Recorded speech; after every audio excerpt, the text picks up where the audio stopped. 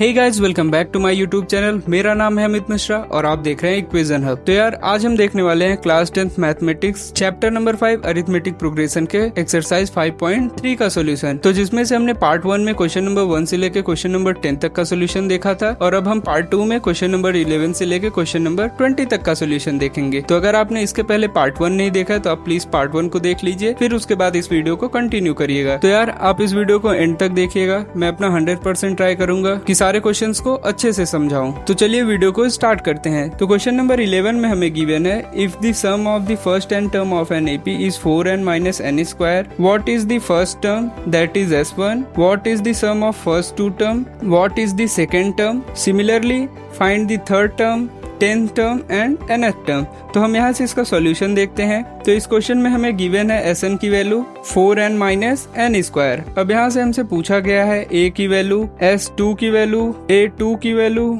A3 की value, A10 की value और an की वैल्यू। तो यहाँ से हमने एक फॉर्मूला पढ़ा था कि an इक्वल टू हमारा होता है Sn माइनस Sn माइनस 1। तो हम इसी फॉर्मूला का यूज करने वाले हैं इस क्वेश्चन में। तो यहाँ से हमारा a के लिए क्या हो जाएगा, n की जगह पे हम 1 रखेंगे। यहाँ से हमारा हो जाएगा S1 माइनस S0। तो यहाँ से हमारा S0 का वैल्यू 0 होता है, तो ये हमारा हो जाएगा A1 इक्वल टू S1। अब हम n की जगह पे 1 रखेंगे तो यहाँ से हो जाएगा A1 equal to 4 into 1 minus 1 square. तो यहाँ से हमारा जो A1 का वैल्यू आया है वो आया है हमारा 4 माइनस 1 इक्वल टू 3। अब यहाँ से हम S2 फाइंड आउट करते हैं। तो S2 के लिए हम n की जगह पे 2 रखेंगे। ये हमारा हो जाएगा 4 इंटू 2 माइनस 2 स्क्वायर। तो यहाँ से ये हमारा हो जाएगा 8 माइनस 4। S2 की वैल्यू हमारी 4 आ गई। यहाँ से हमें a का वैल्यू 3 मिल गया, S2 की वैल्यू हमें 4 मिल गई। अब हमसे A2 की वैल्यू पूछी गई है तो हमारा A2 इक्वल टू हो जाएगा S2 माइनस S1। तो यहाँ से हमारा A2 इक्वल टू हो जाएगा, S2 का वैल्यू हमारा 4 है, S1 का वैल्यू हमारा 3 है, तो यहाँ से 3 हो जाएगा। तो A2 का वैल्यू हमारा 1 आ गया। तो यहाँ से हमारा A2 भी फाइंड आउट हो गया, 1 आ गया।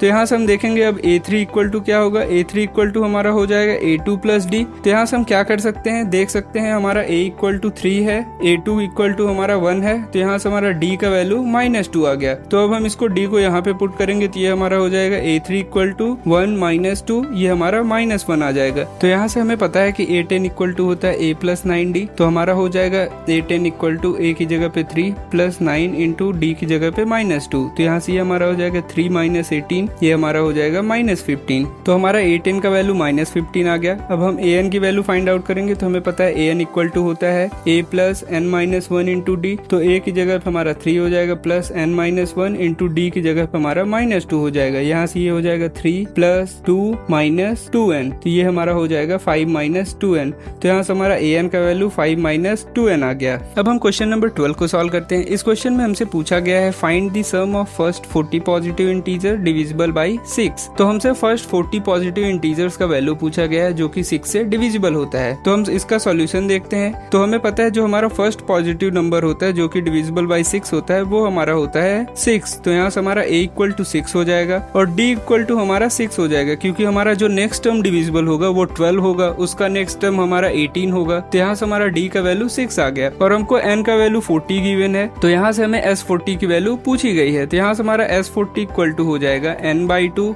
Multiply by 2 times of a plus n minus 1 into D. तो यहाँ से हमारा n की जगह पे 40 हो जाएगा upon 2 multiply by 2 into a की जगह पे 6 हो जाएगा प्लस n की जगह पे 40 माइनस 1 मल्टीप्लाई बाई d की जगह पे हमारा 6 हो जाएगा। तो यहाँ से ये बचेगा हमारा 20 multiply by 12 plus 39 multiply by 6। तो यहाँ से हम देख सकते हैं ये हमारा हो जाएगा 20 मल्टीप्लाई बाई 12 प्लस 234। तो यहाँ से हम देख सकते हैं ये हमारा हो जाएगा 20 मल्टीप्लाई बाई 246। अब हम इसका मल्टीप्लिकेशन करेंगे तो ये हमारा हो जाएगा, तो यहाँ से ये हमारा हो जाएगा 4920। तो हमारा S40 का वैल्यू जो आया है वो आया है 4920। अब हम क्वेश्चन नंबर 13 देखते हैं। तो क्वेश्चन नंबर 13 में हमसे पूछा गया find the sum of first 15 multiples of 8। तो यहाँ से हमारा सॉल्यूशन हो जाएगा।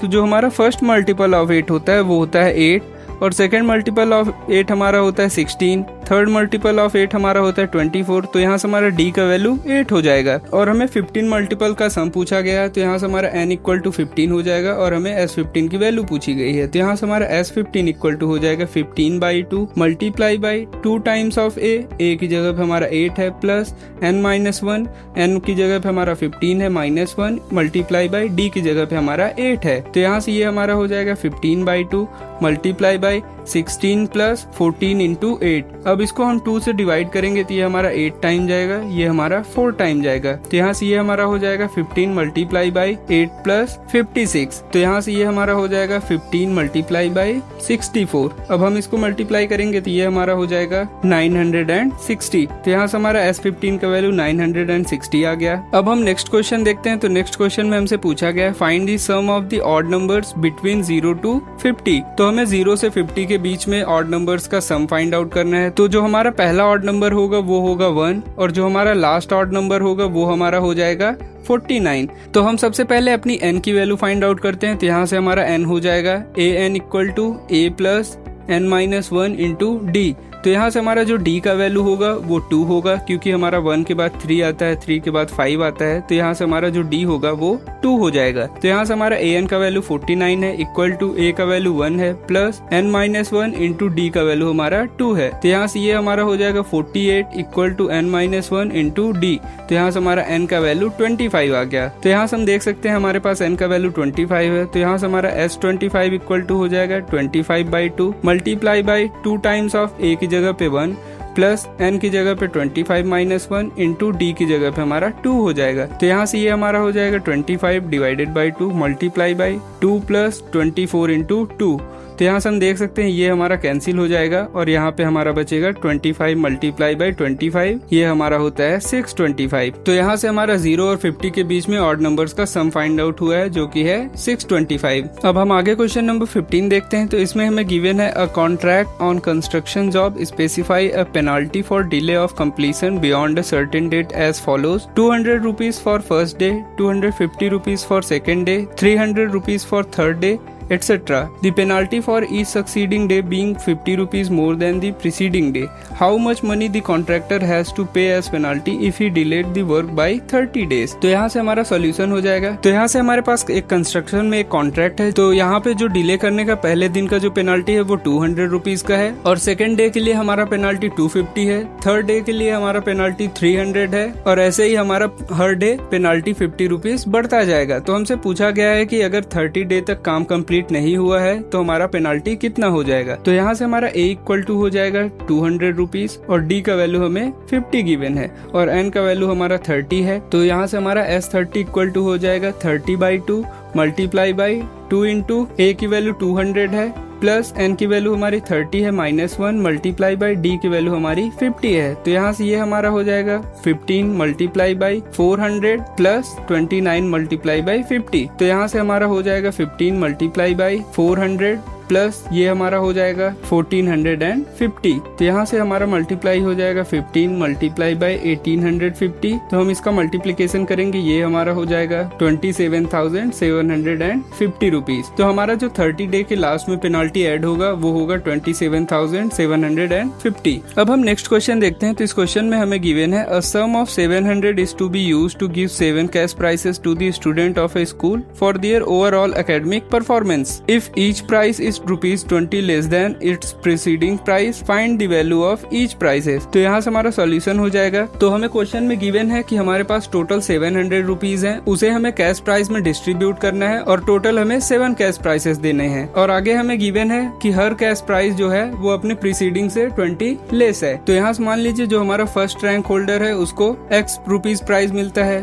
तो सेकंड रैंक होल्डर को हमारा x -20 रुपीज मिलेगा, थर्ड रैंक होल्डर को हमारा x -40 मिलेगा, फोर्थ रैंक होल्डर को हमारा x -60 मिलेगा, फिफ्थ रैंक होल्डर को हमारा x -80 मिलेगा, सिक्स्थ रैंक होल्डर को हमारा x माइनस 100 मिलेगा और सेवंथ रैंक होल्डर को हमारा x माइनस 120 मिलेगा। तो हमसे सारे प्राइसेस की वैल्यू पूछी गई है। तो यहाँ से हम देख सकते हैं जो हमारा a का वैल्यू मिला है वो हमारा x है, जो d का वैल्यू हमें मिला है वो -20 है और n का वैल्यू हमारा 7 है और sn का वैल्यू हमें गिवन है 700। तो यहाँ से हमारा sn इक्वल टू हो जाएगा n/2 multiply by 2 times of a plus n-1 into d। तो यहाँ से हमारा n की जगह 7 है तो ये हो जाएगा 7/2 multiply by 2 times of a की जगह पे हमारा x है प्लस n की जगह पे 7-1 मल्टीप्लाई बाई d की जगह पे हमारा -20 हो जाएगा। तो यहाँ से हम देख सकते हैं S7 का वैल्यू हमें 700 गिवन है equal to 7/2 multiply by 2x plus 6 into -20। तो यहाँ से हम देखेंगे हमारा 7 से ये 100 टाइम कैंसिल होगा, 2 से ये हमारा अंदर कैंसिल हो जाएगा। तो यहाँ से ये हमारा बचेगा 100 इक्वल टू x माइनस 60। तो यहाँ से हमारा x इक्वल टू हो जाएगा 160। तो यहाँ से हमारा पहला प्राइस 160 का हो जाएगा, दूसरा प्राइस हमारा 140 हो जाएगा, तीसरा प्राइस हमारा 120 हो जाएगा, चौथा प्राइस हमारा 100 हो जाएगा, पांचवा प्राइस हमारा 80 हो जाएगा, छठवां प्राइस हमारा 60 हो जाएगा और सातवां प्राइस हमारा 40 हो जाएगा। तो यहाँ से हमारा सारे प्राइसेस का वैल्यू फाइंड आउट हो गया है। अब हम नेक्स्ट क्वेश्चन देखते हैं। तो इस क्वेश्चन में हमें गिवन है in a school student thought of planting trees in and around the school to reduce air pollution. It was decided that number of trees that each section of each class will plant will be same as class in which they are studying. Example, a section of class first will plant 1 tree, a section of class second will plant 2 trees and so till class 12. There are 3 sections of each classes. How many trees will be planted by the students? तो यहाँ से हमारा solution हो जाएगा। तो हमें question में given है कि हमारा एक स्कूल है जहाँ पे बच्चों ने सोचा कि हमें प्लांटिंग करनी चाहिए एयर पोल्यूशन को कम करने के लिए। तो वहाँ पे डिसाइड किया गया कि हर क्लास अपने क्लास नंबर के हिसाब से ही ट्री प्लांट करेगा। तो आगे हमें क्वेश्चन में गिवन है जो हमारा स्कूल है उसमें क्लास फर्स्ट से लेके क्लास 12 तक के बच्चे हैं और हर क्लास में 3 सेक्शन है। तो आगे हमें फाइंड आउट करना है कि हमारा कितना ट्री प्लांट हो जाएगा बच्चों द्वारा। तो यहाँ पे क्लास फर्स्ट का 3 सेक्शन है, क्लास सेकेंड का 3 सेक्शन है, ऐसे ही सो ऑन क्लास 12 का भी हमारा 3 सेक्शन है। तो क्लास फर्स्ट जो है वो हमारा 1 ट्री प्लांट करेगा और उसके पास 3 सेक्शन है वो टोटल 3 ट्री प्लांट करेगा। वैसे ही सिमिलरली क्लास सेकेंड हमारा 2 प्लांट ईच सेक्शन करेगा तो यहाँ से हमारा 6 हो जाएगा एंड सो ऑन। जो हमारा क्लास 12 है वो ईच सेक्शन 12 ट्री प्लांट करेगा तो यहाँ से हमारा ये 36 हो जाएगा। तो यहाँ से हम देख सकते हैं हमारा जो डी का वैल्यू है वो 3 है, ए का वैल्यू हमारा 3 है और हमें जो एन का वैल्यू गिवन है वो 12 गिवन है। तो यहाँ से हमारा एस एन इक्वल टू हो जाएगा n/2 multiply by a plus L. तो यहाँ से हमारा एस एन का वैल्यू हो जाएगा S N equal to N का वैल्यू हमारा 12 है, 12/2 मल्टीप्लाई बाई 3 प्लस 36। तो 2 से ये हमारा 6 टाइम कैंसिल होगा, यहाँ से ये हमारा हो जाएगा 6 मल्टीप्लाई बाई 39। अब हम इसका मल्टीप्लीकेशन करेंगे तो ये हमारा हो जाएगा 234। तो यहाँ से हमें पता चल गया जो क्लास फर्स्ट से लेके क्लास 12 तक के बच्चे हैं उन्होंने 234 ट्री को प्लांट किया। अब हम क्वेश्चन नंबर 18 फाइंड आउट करते हैं। तो यहाँ से हमें गिवन है a spiral is made up of successive semicircles with centers alternately at A and B, starting with center A of radii 0.5 cm, 1 cm, 1.5 cm, 2 cm as shown in figure 5.4. What is the total length of such a spiral made up of 13 consecutive semicircle? और हमें पाई की value यहाँ से 22/7 consider करना है। तो यहाँ से हमारा सॉल्यूशन हो जाएगा। तो क्वेश्चन में हमें गिवन है कि एक स्पाइरल हमारा सक्सेसिव सेमी सर्कल से बनता है जिसका सेंटर हमारा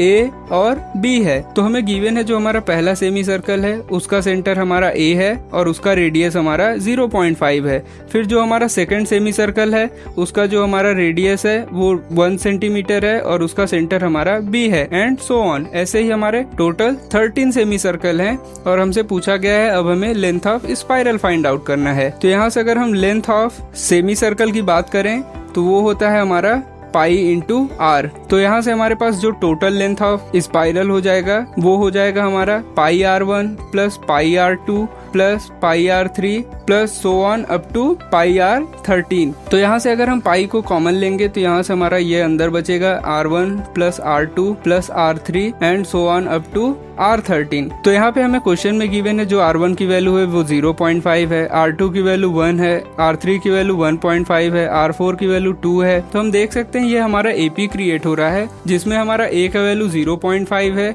D का वैल्यू हमारा 0.5 है और N का वैल्यू हमें 13 गिवन है।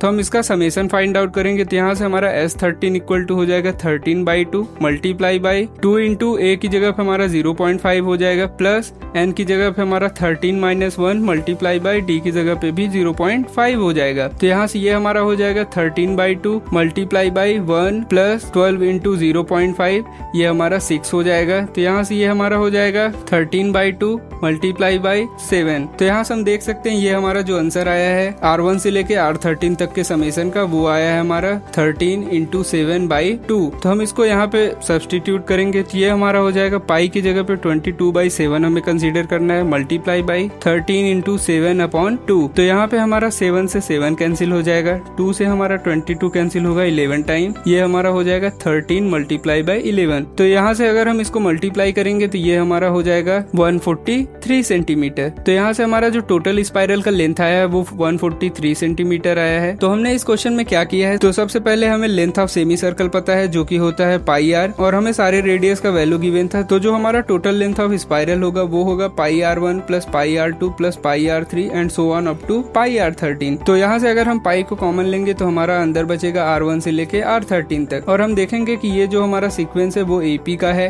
तो यहाँ से हम AP के सम का फॉर्मूला लगा देंगे, फिर यहाँ से हमारा इसका सम आ जाएगा जो कि आया था हमारा 13 मल्टीप्लाई बाई 7/2, और हमें पाई की वैल्यू 22/7 गिवन थी। तो वहाँ से हमारा ये आंसर 143 आ गया। अब हम नेक्स्ट क्वेश्चन देखते हैं। तो क्वेश्चन नंबर 19 में हमें गिवन है 200 logs are stacked in the following manner, 20 logs in the bottom row, 19 in the next row, 18 in the next to it and so on. In how many rows are the 200 logs placed and how many logs are there in top row? तो यहाँ पे हम इसका solution देखते हैं। तो question में हमें गिवन है कि टोटल हमारे पास 200 logs है, जो कि हमारा इस तरह से रखा गया है कि जो हमारा बॉटम लाइन है उसमें हमारा टोटल 20 logs आ रहा है, उसके ऊपर वाले लाइन में हमारा 19 log आ रहा है, उसके ऊपर वाले लाइन में हमारा 18 log आ रहा है एंड सो ऑन। तो हमसे पूछा गया है कि हमारे पास ऐसे कितने रो बनेंगे जिसमें हमारा 200 logs आ जाएगा, और हमसे लास्ट में ये भी पूछा गया कि जो हमारा टॉप वाला रो होगा उसमें कितने logs होंगे। तो यहाँ से अगर हम A की वैल्यू देखें तो वो हमें 20 गिवन है, D की वैल्यू हमारी यहाँ से -1 है, और हमारा SN का वैल्यू 200 गिवन है। और हमसे पूछा क्या जा रहा है, हमसे पूछा जा रहा है AN की वैल्यू और N की वैल्यू। तो यहाँ से हमारा SN का वैल्यू हो जाएगा SN equal to N/2 multiply by 2 times of A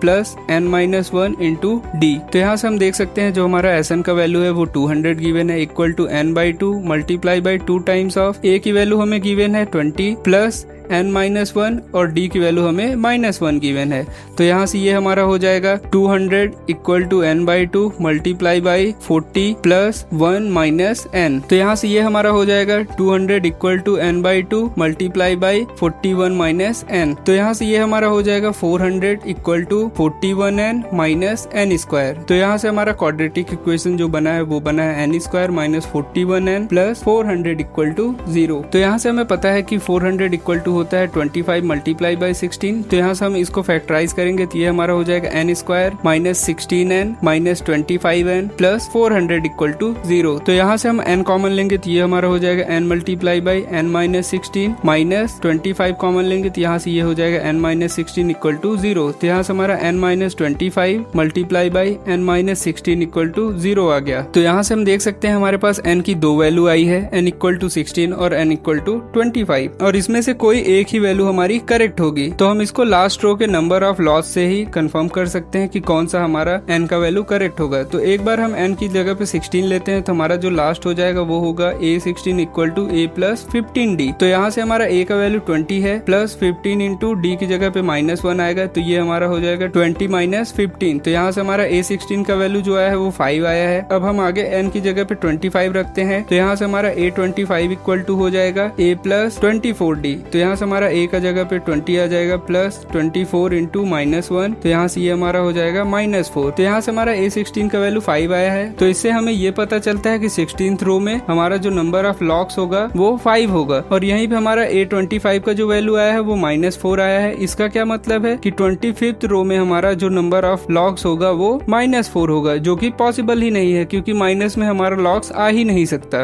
अब हम आगे देखते हैं कि हमारा यहाँ से N का दो वैल्यू क्यों आया है, क्योंकि यहाँ से क्या क्या है, फर्स्ट रो में हमारा 20 है, सेकेंड रो में 19 है एंड सो ऑन। हमारा 16th रो में जो आएगा वो टोटल 5 लॉग आएगा। तो यहाँ से इतना जो सम हमारा बनेगा 16 रो का वो हमारा हो जाएगा 200। तो उसके बाद जो हमारा 25th रो होगा यहाँ से 9 और बढ़ेगा। तो 9 में हमारा कैसे बढ़ेगा, तो इसके बाद हमारा हो जाएगा 4 लॉग, 3 लॉग, 2 लॉग, 1 लॉग, फिर 5th रो में 0 लॉग, फिर 6th रो में -1, -2, -3 एंड -4। तो यहाँ से हम देख सकते हैं जितना ये हमारा समेशन होगा सेम हमारा समेशन ये होगा। तो ये टोटल ऐड होके हमारा 0 हो जाएगा। इसीलिए हमारा आंसर में n = 25 भी आया था, क्योंकि इसका समेशन हमारा 0 है। तो n = अगर हम 25 रखेंगे फिर भी हमारा नंबर ऑफ लॉग्स जो आएगा वो 200 ही आएगा। बट जो हमारा एक्चुअल n का आंसर होगा वो 16 होगा, क्योंकि हमें पता है कि हमारा नेगेटिव में लॉग्स हो ही नहीं सकता है। अब हम नेक्स्ट क्वेश्चन देखते हैं। तो अब हम क्वेश्चन नंबर 20 को सॉल्व करते हैं। क्वेश्चन नंबर 20 में हमें गिवन है, in a potato race a bucket is placed at the starting point which is 5 metre from the first potato and the other potatoes are placed 3 metre apart in a straight line. There are 10 potatoes in the line. तो हमें question में given है कि हमारा एक potato race हो रहा है जहाँ पे बकेट स्टार्टिंग पॉइंट पे रखा गया है और फर्स्ट पोटैटो हमारा 5 मीटर पे है, सेकंड पोटैटो हमारा फर्स्ट पोटैटो से 3 मीटर के डिस्टेंस पे है, थर्ड पोटैटो हमारा सेकंड पोटैटो से 3 मीटर के डिस्टेंस पे एंड सो ऑन। ऐसे ही हमारा 10 पोटैटोस लाइन में रखा हुआ है। और हमें आगे क्वेश्चन में बोला जाता है कि a competitor start from the bucket, picks up the nearest potato, runs back with it, drop it in bucket, runs back to pick up next potato, run to the bucket to drop it in and she continues in same way until all potatoes are in the bucket. What is the total distance covered by the competitor? तो हमें आगे question में given है कि bucket के पास से हमारा एक कंपटीटर रन करता है, वो फर्स्ट पोटैटो को कलेक्ट करता है, फिर वापस आके उसको बकेट में रखता है, फिर उसके बाद वो सेकंड पोटैटो की तरफ जाता है, फिर वापस आके बकेट में रखता है, फिर थर्ड पोटैटो की तरफ जाता है, फिर आके उसको बकेट में रखता है। तो हमसे पूछा गया है कि 10 पोटैटो को रखने के लिए वो कितना डिस्टेंस कवर करेगा। तो यहाँ से हम देख सकते हैं जो सारे पोटैटोस के बीच में डिस्टेंस है वो 3 मीटर का है। तो अगर हम इसको A कंसीडर करते हैं फर्स्ट पोटैटो को, तो सेकंड पोटैटो हमारा A2 हो जाएगा, थर्ड पोटैटो हमारा A3 हो जाएगा, फोर्थ पोटैटो हमारा A4 and so on, 10th potato हमारा A10 हो जाएगा। तो यहाँ पे जो हमें A की वैल्यू गिवन है वो हमें गिवन है 5। तो हमें जो फर्स्ट पोटैटो के लिए रन करना है वो हमारा हो जाएगा 5 × 2, क्योंकि एक बार हमें जाना है, उठाना है, फिर वापस रखना है, तो उसमें हम ट्वाइस डिस्टेंस कवर करेंगे। तो यहाँ से हमारा जो फर्स्ट डिस्टेंस होगा वो 5 × 2 हो जाएगा। सेकंड डिस्टेंस जो हमारा होगा वो हमारा हो जाएगा A2 × 2। थर्ड जो डिस्टेंस हमारा हो जाएगा वो A3 × 2 हो जाएगा। तो यहाँ से हम अगर सम की वैल्यू देखें तो वो हमारा हो जाएगा twice of A plus twice of A2 plus twice of A3 plus so on up to twice of A10। तो ये हमारा total distance run by girl हो जाएगा। तो यहाँ से अगर हम 2 को कॉमन लें तो ये हमारा हो जाएगा A1 plus A2 up to A10। तो यहाँ से हमें पता है कि ये हमारा समेशन का फॉर्मूला बन गया। और यहाँ से हमें A की वैल्यू 5 गिवन है, D की वैल्यू हमें 3 गिवन है, N की वैल्यू हमें